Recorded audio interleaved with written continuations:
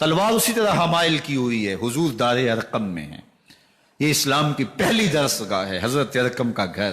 مسلمانوں کی تعداد بہت تھوڑی، یہاں چھپ کر کے دین سیکھتے ہیں۔ حضور بھی وہاں تشریف فرما تھے، باقی اصحاب بھی وہاں تشریف فرما تھے، حضرت میرے حمزہ بھی وہاں تھے۔ دروازے کی درزوں سے دیکھا کہ عمر آ رہے ہیں، تلوار بھی حمائل کی ہوئی۔ صحابہ نے کہا عمر آ رہے ہیں، امیر حمزہ نے کہا کوئی پرواہ نہیں، آنے دو، اچھا ارادہ ہوا تو خوش آمدید کہیں گے، ارادہ اچھا نہ ہوا اس کی تلوار سے گردن کاٹوں گا۔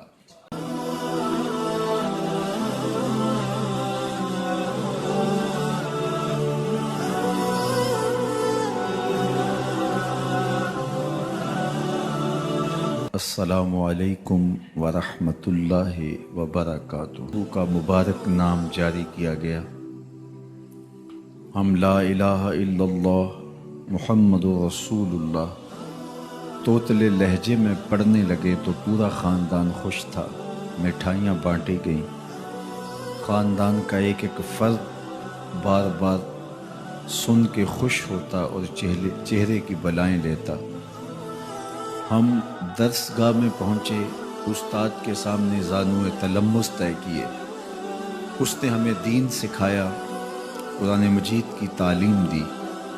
کتاب اللہ کی تلاوت کرنا سیکھے تو ہمارے ماں باپ پھولے نہیں سماتے تھے۔ قرآن مجید مکمل ہوا تو مٹھائیاں بانٹی گئیں۔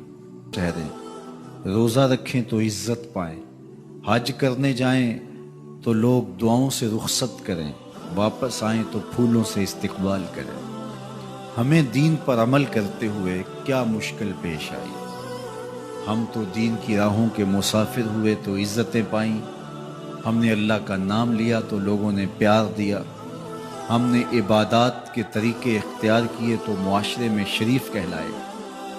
لیکن کتنا مشکل اور کٹھن لمحہ تھا جب کوئی اسلام لاتا تو معاشرے سے کٹ جاتا، سماجی بائیکاٹ کر دیا جاتا، وہ لوگوں سے الگ ہو جاتا۔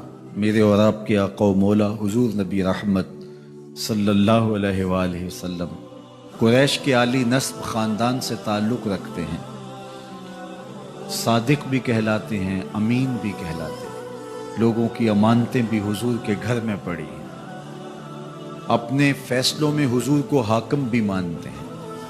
لیکن جب اللہ کی توحید کا اعلان کیا، جب لوگوں کو راہ راست اور راہ حق کی طرف بلایا تو یہ سارے مخالف ہو جاتے ہیں، حتیٰ کہ اپنے سقے عزیز بھی کتنے دل آزار جملے بولتے ہیں۔ تباً لک ہنالک سائر الیوم الہٰذا جمعتنا، یہ رشتے میں سکا چچا بولتا ہے۔ اللہ اکبر، مشکلیں سہی، تکلیفیں سہی، سماجی مقاطعہ ہوا، سوشل بائیکاٹ ہوا۔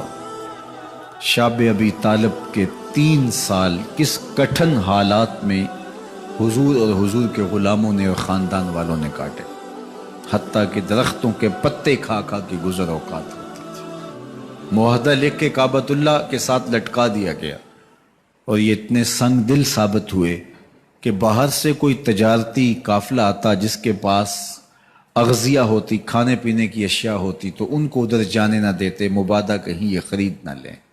ان کا خیال یہ تھا کہ یہ بھوک سے دم توڑ جائیں، اور نیا دین جو لے کر کے آئے ہیں وہ شاب ابی طالب میں اس گھاٹی کے اندر ہی اپنے آخری دن پورے کرے۔ حضور کی آنکھوں میں امٹتے ہوئے آنسو، آگے بڑھے، کعبے کو غلاف کو پکڑا، کہا اللہم اعز الاسلام باحب الرجلین الیک بعمر ابن الخطاب او بعمر ابن حشام۔ اے اللہ، ایک شیر دیا ہے، ایک شیر اور دے دے، اب تیری مرضی، یا عمر بن خطاب دے دے یا عمر بن حشام دے دے۔ اگرچہ اس نے میرے اوپر پتھر برسائے ہیں، مجھے زخمی کیا ہے، لیکن اگر دین کی تقویت اس سے ہو سکتی ہے تو مالک مجھے کوئی غصہ نہیں۔ چاہے عمر بن حشام، یہ ابو جہل کا نام ہے، مجھے چاہے ابو عمر بن حشام دے دے یا عمر بن خطاب دے دے، ایک شیر دے دیا، ایک شیر اور عطا کر دے۔ حضور کعبہ کے غلاف سے لپٹ کے اللہ کے حضور دعائیں مانگ رہے ہیں۔ 39 لوگ اسلام لا چکے ہیں، 40ویں کا انتظار ہے۔ اللہ کے محبوب علیہ السلام کی دعائیں ہیں، حضور کی التجائیں ہیں۔ ادھر یہ خبر پورے مکے میں پھیل جاتی ہے کہ حمزہ بھی ایمان لے آئے۔ کفار پر سراسیمگی سی کیفیت پیدا ہو جاتی ہے کہ ہم تو سمجھتے تھے کہ یہ 2-4 لوگ ہیں، 10 15 20 لوگ جمع ہو جائیں گے، اور اس طرح کے لوگ بھی اگر ان کے ساتھ شامل ہو گئے تو ان کا راستہ نہیں روکا جا سکے گا۔ وہ سر جوڑ کے سوچنے لگے، ابو جہل کو کوسنے دینے لگے، اس نے کیوں یہ ظلم کیا کہ اس کا نتیجہ یہ پھر ہمیں بھگتنا پڑ رہا ہے، اس کے لیے کوئی تدبیر کرنی چاہیے، اس کے لیے کوئی حکمت سوچنی چاہیے۔ 26 سال کا نوجوان ہے، خطاب کا بیٹا ہے، نام عمر ہے، اپنے گھر کے اندر پیچ و تاب کھا رہا ہے کہ اگر یوں ہی اسلام پھیلتا رہا تو ہمارے بتوں کے خلاف اٹھنے والا یہ نظم اتنا پھیل جائے گا کہ روکنا مشکل ہو جائے گا، آباء و اجداد کی کہانیاں ختم ہو جائیں گی، یہ ایک نیا دین ایسے پنپتا رہا تو پھر اس کو روکا نہیں جا سکے گا، کون روکے؟ دل میں خیال آیا اس کا ایک ہی حل ہے کہ بانی اسلام کی زندگی کا چراغ گل کر دیا جائے، لیکن یہ اتنا بڑا کام کون کرے؟ سوچا خود کروں گا۔ اٹھتی جوانی اور یہ پہلوانی کا زمانہ تھا عمر بن خطاب کا، اعضاء میں توانائی، طبیعت میں جوش، تلوار حمائل کی۔ دوپہر کے وقت خیال آیا تو کڑکتی دوپہر میں چل پڑے۔ سنسان گلیاں ہیں، سخت گرمی ہے، لوگ دیواروں سے لگ کے چلتے ہیں اگر کوئی کسی کو کسی مجبوری کے تحت کہیں جانا بھی پڑے، لیکن یہ مست ہاتھی کی طرح اپنے ارادے کو عملی جامہ پہنانے کے لیے گھر سے نکل پڑتے، اور اس انداز سے تلوار حمائل کیے ہوئے آگے بڑھ رہے ہیں۔ نعیم بن عبداللہ آگے سے آ رہے تھے، آنکھوں میں اترا ہوا نشہ دیکھا، کہانی سمجھ گئے، یہ بھی مسلمان ہو گئے تھے لیکن ابھی ایمان ظاہر نہیں کیا۔ کہا عمر کدھر کے ارادے ہیں؟ کہا بانی اسلام کا چراغ بجھانے جا رہا ہوں، یہ روز روز کی کہانی ختم کرنے جا رہا ہوں، آج حمزہ ایمان لائے ہیں، کل کوئی اور آ جائے گا، پھر اس تحریک کو روکنا مشکل ہو جائے گا۔ نعیم بن عبداللہ مسکرا کے بولے گھر کی خبر لی ہے؟ کہا کیا ہوا میرے گھر کو؟ کہا تمہاری بہن فاطمہ بھی اس محمد کی غلام بن گئی ہے، تمہارا بہنوئی سعید بن زید بھی اس کا نوکر بن گیا ہے۔ بس بپھر گئے، وہ جو غصہ تھا وہ ادھر منتقل ہو گیا، بہن کے گھر کا رخ کیا۔ جب دروازے پہ پہنچے تو اندر سے قرآن پڑھنے کی آواز آ رہی، جو کہا گیا تھا، جو سنا تھا، اس کا یقین پیدا ہو گیا۔ زور زور سے دروازے کو کھٹکھٹانے لگے، بولی عمر تم خطاب کے بیٹے ہو، میں بھی خطاب کی بیٹی ہوں، سن لو محمد کا دامن نہیں چھوڑو گے، جو کرنا ہے کرو۔ جب یہ تیور دیکھے تو عمر کی حیرت انتہا کو چھو گئی، یہ کون سی قوت ہے جس نے ایک عورت کے اندر یہ جذبے رکھ دیے؟ کہا اچھا بتاؤ تم کیا پڑھ رہے تھے؟ کہا تم ناپاک ہو، تمہیں نہیں دوں گی۔ کہا کیسے دو گی؟ کہا پہلے غسل کرو۔ عمر غسل کر رہا ہے، سودا لینے کے لیے بازار گئے، ہاتھ اس کے بکے جس کے خریدار گئے۔ عمر غسل کر رہے ہیں، غسل کر کے باہر آئے تو بہن قرآن لے آئی، وہ کھجور کی چھالیں، وہ چمڑے کے اوپر لکھا ہوا قرآن سامنے رکھ دیا۔ عمر پڑھ رہے ہیں طٰہٰ ما انزلنا علیک القرآن لتشقیٰ، اے 14ویں کے چاند محبوب، قرآن اس لیے نازل تو نہیں کیا تھا کہ تم مشقت میں پڑ جائے، محبوب رحمت کے دروازے کھل رہے ہیں، کرم نوازیاں ہونے والی ہیں۔ عمر پڑھتے گئے، آنکھوں کے بندن ٹوٹ گئے، آنسو آنے لگے، ٹپ ٹپ آنسو گرنے لگے، عمر رو رہے ہیں، بدن کانپ رہا ہے۔ آئے کس ارادے سے تھے، اب حالت کیا ہوئی جا رہی ہے۔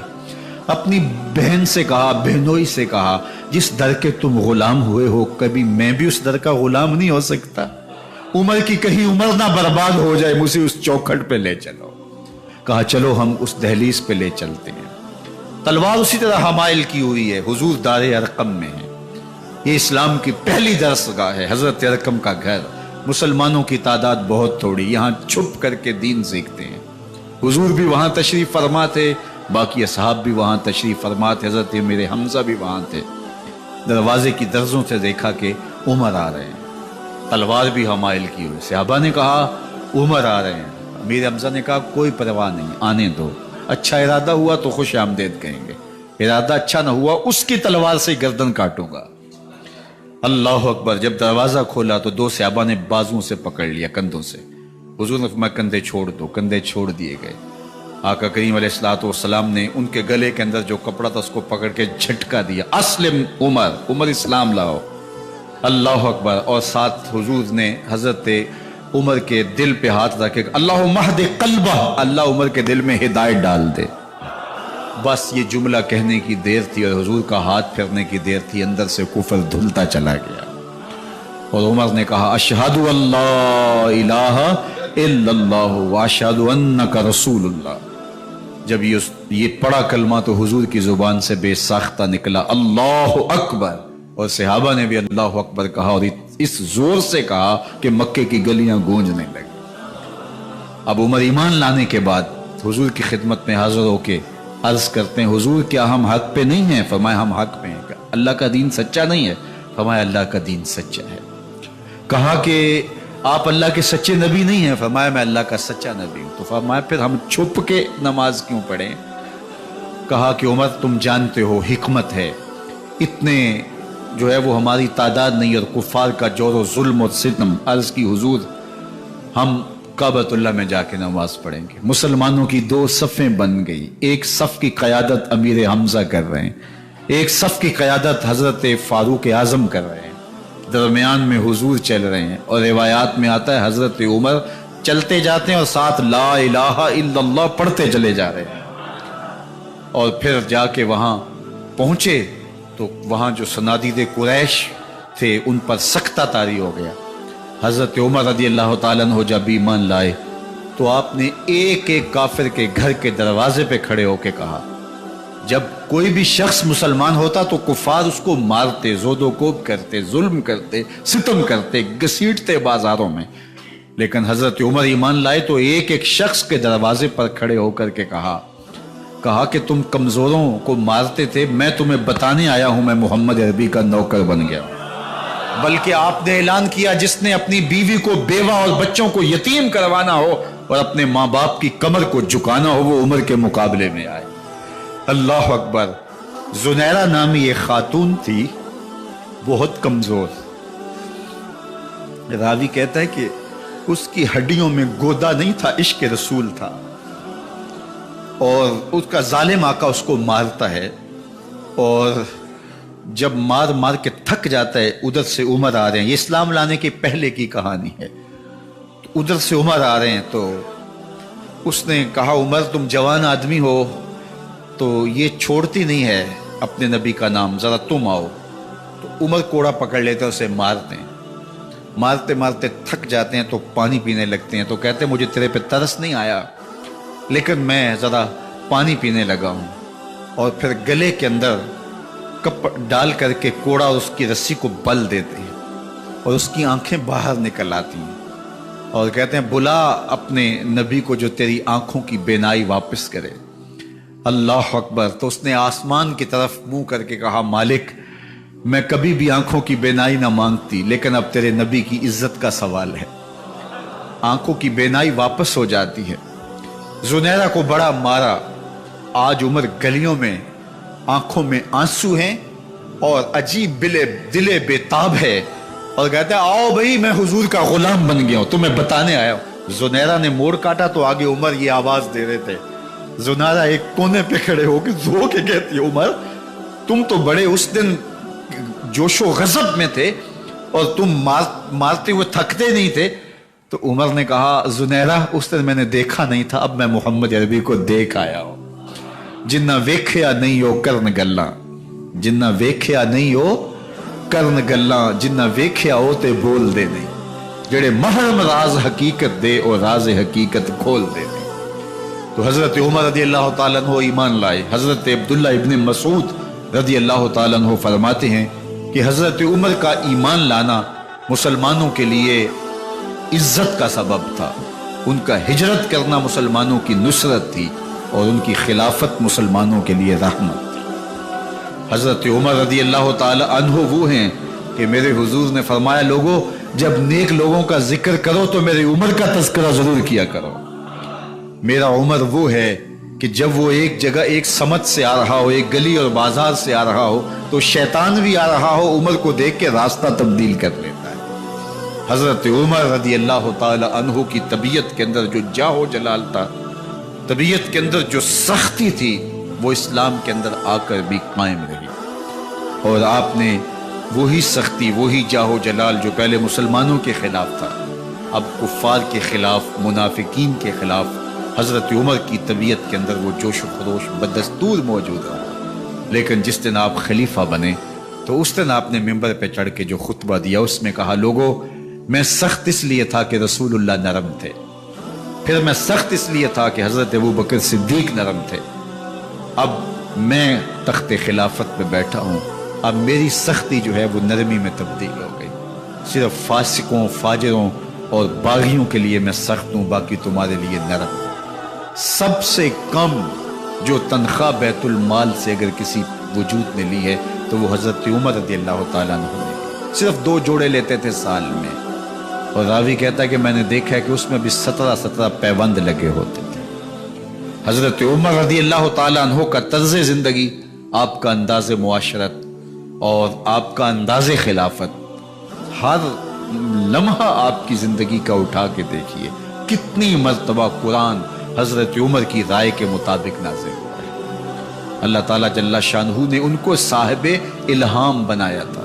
ہر امت میں کوئی صاحب الہام ہوتا ہے، حضور کی امت کا صاحب الہام حضرت عمر رضی اللہ تعالیٰ، اور آقا کریم نے انہیں اپنا وزیر قرار دیا، فرمایا میرے 2 وزیر آسمانوں میں ہیں، 2 وزیر زمینوں میں ہیں، آسمانوں کے وزیر ابو جو ہے وہ جبرائیل اور میکائیل ہیں، اور زمین کے وزیر ابو بکر اور عمر ہیں رضی اللہ تعالی عنہما۔ تو اللہ تعالیٰ جل شانہ نے حضرت سیدنا صدیق اکبر کے بعد حضرت سیدنا عمر بن خطاب رضی اللہ تعالیٰ عنہ سے جو کام لیا، مختصر دور خلافت کے اندر 10 سال 6 ماہ 4 دن آپ نے خلافت فرمائی ہے، لیکن کہاں سے چلے اور یہاں مکران تک، بلوچستان کا حصہ ہے، یہاں تک آپ کے سلطنت کی حدود وسیع، ادھر آرمینیا تک جا پہنچے، حمص فتح کیا، قادسیہ، یرموک، آپ ذرا دیکھیے کہ کہاں تک آپ کی فوجوں کے گھوڑے دوڑتے رہے، اور اللہ تعالیٰ جل شانہ نے ان کو جو توانائی، عدل و انصاف کی قوت عطا فرمائی۔ اللہ اکبر، جب زمین پہ عدل کیا ہو تو زمین بھی حکم مانتی ہے، اور حضرت عمر وہ تھے جن کا حکم ہوائیں بھی مانتی تھی، زمین بھی مانتی تھی، جن کا حکم جو ہے وہ آگ بھی تسلیم کرتی تھی اور دریا بھی ان کا حکم مانا کرتے تھے۔ مصر کے اندر رسم بد جاری تھی، یہ رسم بد جاری تھی کہ سال کے بعد 1-2 شیزہ کو زیورات پہنا کے اچھے لباس میں ملبوس کر کے دریا کی بھیڑ چڑھایا جاتا، اس کی قربانی دی جاتی، اس کا خون بہتا تو دریا چلتا۔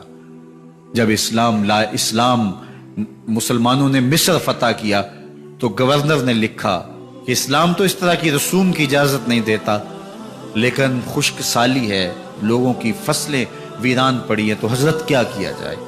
تو حضرت عمر رضی اللہ تعالیٰ عنہ کو جب قاصد آ کے پیغام دیتا ہے تو کاغذ کے ٹکڑے پہ لکھتے ہیں، بسم اللہ الرحمن الرحیم، مصر کے نیل کی جانب عمر کا خط، لکھتے ہیں اے نیل اگر تو اللہ کے حکم سے چلا کرتا ہے تو چل، ورنہ ہمیں تیرے چلنے کی کوئی حاجت نہیں ہے۔ اور قاصد کو کہا یہ خط لے جاؤ اور جا کے دریائے نیل میں پھینک دو۔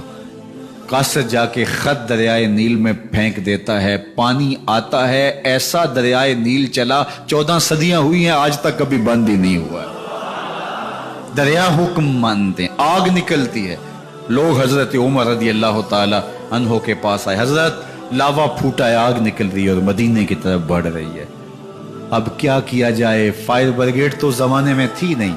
عمر نے اپنی قمیض اتاری، جس قمیض پہ 17 پیوند لگے ہوئے تھے چمڑے کے، کہا یہ قمیض لے جاؤ، جدھر آگ بڑھ رہی ہے آگے ڈھالنا، آگ پیچھے بھاگ جائے۔ زلزلہ آتا ہے تو زمین پہ دہرا مارتے ہیں، زمین رک جا، کیا عمر نے تیری چھاتی پہ عدل نہیں کیا ہے؟ تو یہ عمر ہے رضی اللہ تعالی عنہ کہ جن کے انصاف کی وجہ سے، جن کے عدل کی وجہ سے اللہ تعالیٰ کی رحمات اور اس کی برکات کا نزول ہوتا تھا، اور اللہ تعالیٰ نے مسلمانوں کو وہ آبرومند حکومت دی۔ کائنات کی تاریخ کے اندر ایسی حکومت آپ نے نہیں دیکھی ہوگی جو حضرت عمر نے حکومت کی ہے۔ اللہ اکبر۔ فرمایا فرات کے کنارے پہ ایک کتا بھی پیاسا مر گیا تو اس کا حساب بھی عمر سے ہوگا۔ جب اتنے علاقے فتح ہو گئے تو ایک دن حضرت عمر بیٹھ کے رو رہے تھے، تو کسی نے کہا حضرت رو کیوں رہے ہیں؟ فرمایا کہ میں اس لیے رو رہا ہوں کہ فلاں پل سے بکریاں گزری ہیں، تو پل کے اندر شکستگی تھی، ٹوٹا ہوا تھا پل درمیان میں کچھ، اس میں ایک بکری کی ٹانگ ٹوٹ گئی ہے، تو میں ڈرتا ہوں کہیں اس کا حساب نہ لیا جائے، کہ میرا رب یہ نہ پوچھے کہ عمر تو نے پل صحیح تعمیر نہیں کروائے تھے کہ ایک بکری کی ٹانگ کیوں ٹوٹی ہے۔ یہ ہیں حضرت عمر رضی اللہ تعالی عنہ۔ اللہ اکبر۔ حضرت سیدنا عمر رضی اللہ تعالیٰ عنہ کی پوری زندگی آپ دیکھ لیجئے۔ آپ دن کو گھر میں بیٹھتے ہیں، دربار خلافت میں بیٹھتے ہیں، اور آپ کا دربار خلافت کیا ہے؟ کوئی عالی نصب محل نہیں ہے، مسجد نبوی کا صحن ہے، وہاں بیٹھ کے فیصلے ہو رہے ہیں۔ باہر سے سفیر آتا ہے اور آ کے پوچھتا ہے کہ میں امیر المومنین کے، مسلمانوں کے حکمران کے دارالامارہ میں محل میں جانا ہے، تو وہ مسکرا کے کہتے ہیں ہمارے امیر کا تو کوئی محل نہیں ہے۔ کہا کہاں ہے تمہارا امیر؟ کہا مسجد نبوی میں ہوگا یا بیت المال کے اونٹوں کی دیکھ بھالی کر رہا ہوگا، ان کی دیکھ بھال میں لگا ہوگا۔ وہ جب گئے تو مسجد میں نہیں ہے، اللہ اکبر، وہاں گئے تو وہاں بھی نہیں ہے۔ پھر کیا دیکھتے ہیں کہ عمر رضی اللہ تعالی عنہ جنت البقیع کے پاس ایک درخت کے نیچے اینٹ کا سرانہ رکھ کے سوئے ہوئے ہیں۔ تو اس نے کہا عمر تو نے عدل کیا ہے، تجھے کچی اینٹ پہ بھی نیند آ گئی، ہمارے حکمرانوں نے انصاف نہیں کیا، اور وہ بند اور محفوظ کمروں کے اندر بھی سکون اور چین کی نیند نہیں سو سکتے۔ حضرت سیدنا عمر رضی اللہ تعالیٰ عنہ نے اس طرح ان امور سلطنت نبھائے۔ آپ دن کو لوگوں کی دیکھ بھالی کرتے، لوگوں کی ضروریات سنتے سمجھتے، اور جب رات پڑتی لوگ سو جاتے، عمر مدینے کی گلیوں میں پہرا دیتے۔ کائنات نے کوئی ایسا بھی حکمران دیکھا ہوگا؟ اللہ اکبر۔ وہ مجاہد جو مختلف محاذات پہ گئے ہوئے ہوتے، ان کے گھروں کی دیکھ بھالی کرتے، ان کی ضروریات کا خیال رکھتے، ان کی آبرو کا پہرا دیتے۔ راتوں کی تنہائیوں کے اندر حضرت عمر اٹھتے اور جا کے گشت کرتے، چکر لگاتے، دیکھتے کوئی آنکھ پر نم نہ ہو، مفلسی کا کسی گھر میں ماتم نہ ہو، لوگوں کی ضروریات کا خیال رکھتے۔ اللہ اکبر۔ ایک دن حضرت عمر رضی اللہ تعالیٰ عنہ ایک گھر کے قریب سے گزرے، گھر سے دھواں نکل رہا تھا، سوچا کوئی مہمان ہوگا، گزر گئے۔ تھوڑی دیر کے بعد پھر دوبارہ اس گلی سے گزر ہوا تو پھر دھواں نکل رہا تھا، پھر گزر گئے۔ 2 گھنٹے کے بعد پھر دوبارہ ادھر سے گزران ہوا تو پھر دھواں نکل رہا تھا۔ رات کا پچھلا پہر ابھی تک گھر سے دھواں نکل رہا ہے۔ عمر رضی اللہ تعالیٰ عنہ نے دروازے کو کھٹکھٹایا، اندر سے خاتون کی آواز آئی، اس وقت کون ہے؟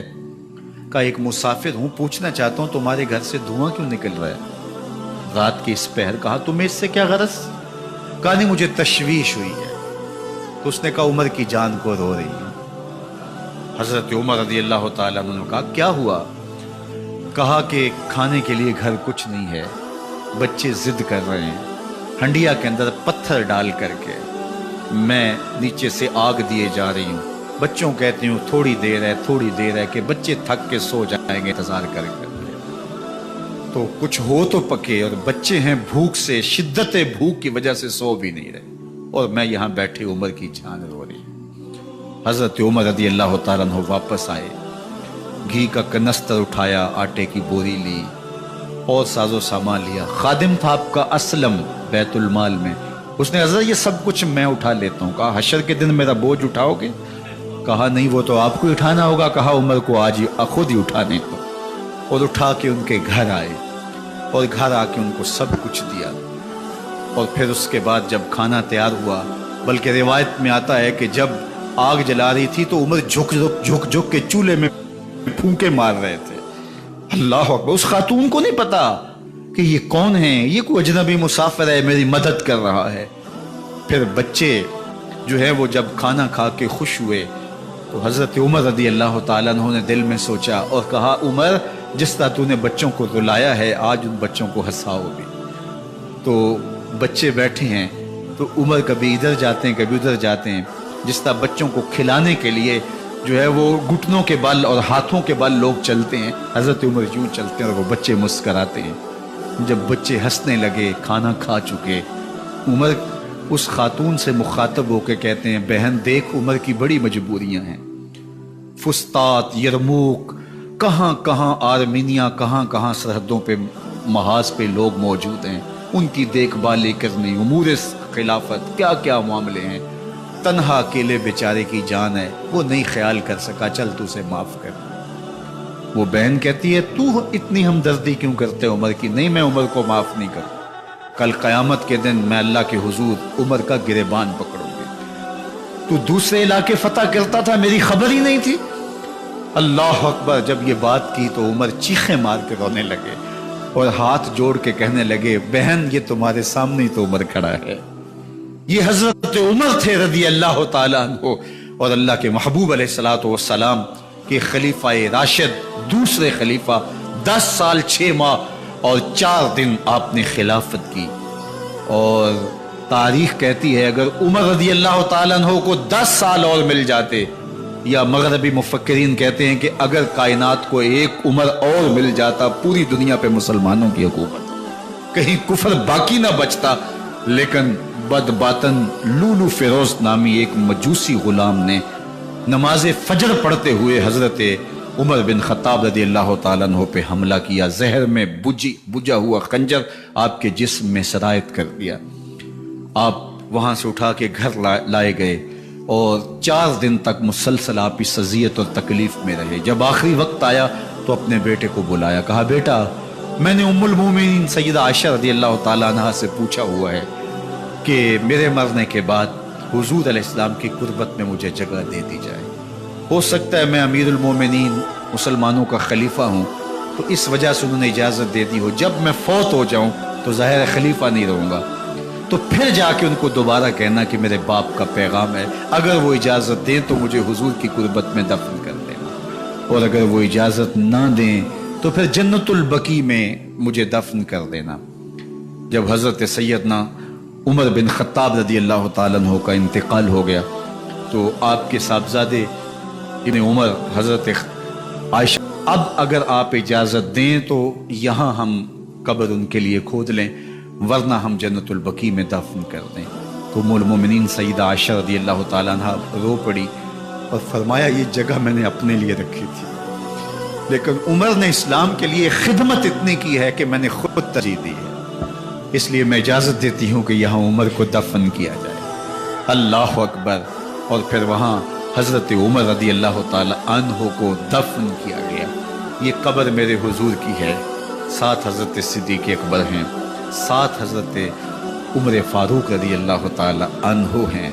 جے شک ہووی تے چل مدینے، جے شک ہووی تے چل مدینے، ویخ لے جوڑ مزاراں دا، بن یار نبی دیاں یاراں دا۔ حضور نے فرمایا ایک دن مسجد نبوی سے باہر نکل رہے تھے اور کچھ لوگ مسجد میں داخل ہو رہے تھے، حضور نے دائیں ہاتھ سے ابو بکر کا ہاتھ پکڑا تھا اور بائیں ہاتھ میں حضرت عمر کا ہاتھ تھا، اور جب لوگوں کو آتے ہوئے دیکھا ان کو مخاطب کرتے ہوئے کہا ہاکذا نبعث یوم القیامہ، قیامت کے دن ہم قبروں سے یوں ہی اٹھائے جائیں گے، میرے دائیں ہاتھ میں ابو بکر کا ہاتھ ہوگا، بائیں ہاتھ میں عمر کا ہاتھ ہوگا۔ جے شک ہووی تے چل مدینے، آ ویخ لے جوڑ مزاراں دا، بن یار نبی دیں یاراں دا۔